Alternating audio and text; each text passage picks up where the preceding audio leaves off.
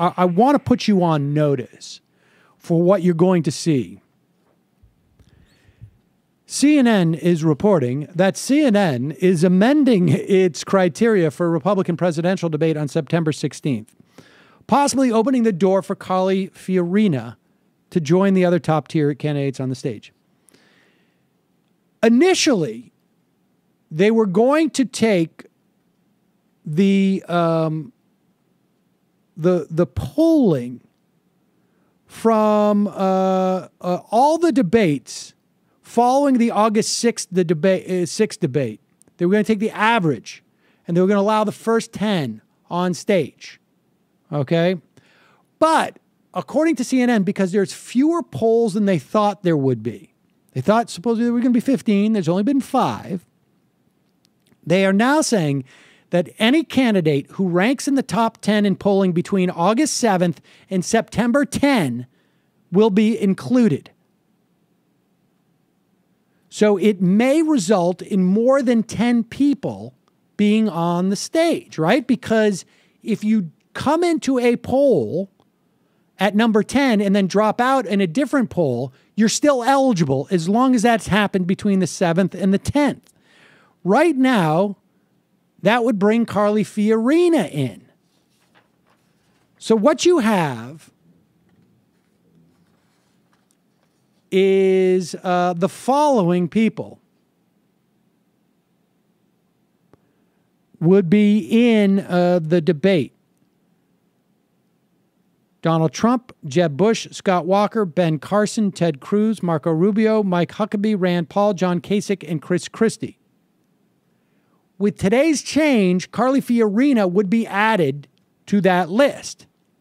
So there's another half dozen guys who are not eligible unless they say something so crazy that it gives them a slight uptick and they can beat out Chris Christie, who's got like 3% or something. That is not out of the question. So you're going to hear a lot of insanity, I think, over the next week as guys try and, I mean, I think that's, you know. And if you can't get more Republican primary voters to like you than Chris Christie, then maybe you don't deserve to be in that debate, to be honest. That's right.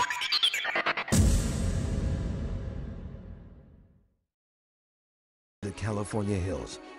An epic rematch is about to begin against the backdrop of history and Ronald Reagan's legacy. When it's over, the fight for the nation's highest office won't be the same. How stupid are our leaders? How stupid are they? Tonight, a debate doubleheader at the Reagan Library. A second chance for voters to compare the candidates side by side. I will be the greatest jobs president that God ever created. The frontrunner, riding a wave of anger at political insiders and railing against his rivals. You notice Jeb never uses his last name? Why? Because he's ashamed of it. The early favorite, he stumbled as Trump gained momentum. Now, he's hitting back hard. This guy is now the frontrunner. He should be held to account just like me. Outsiders on the rise, a retired neurosurgeon and a former CEO. They shined in the first debate. Now he's closing in on the leader. Do I want to respond to Donald Trump's charges? I'm not going there.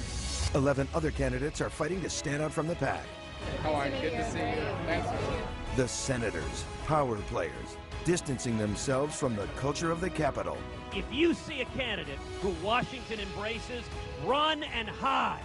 The governors, chief executives, with mixed success in their bids to be commander-in-chief. You see, talk is cheap. We need action. The campaign veterans, struggling in an election season when experience doesn't seem to count. Today is the day we are going to begin to fight back. Now the stage is set for a crowded clash. Donald Trump is an entertainer, and I think I am a leader. Of hot-button issues. Marriage is what it has always been and what the Bible says it to be. And big personalities. I will build a great, great wall, and I will have Mexico pay for that wall. If you thought round one was intense, you haven't seen anything yet.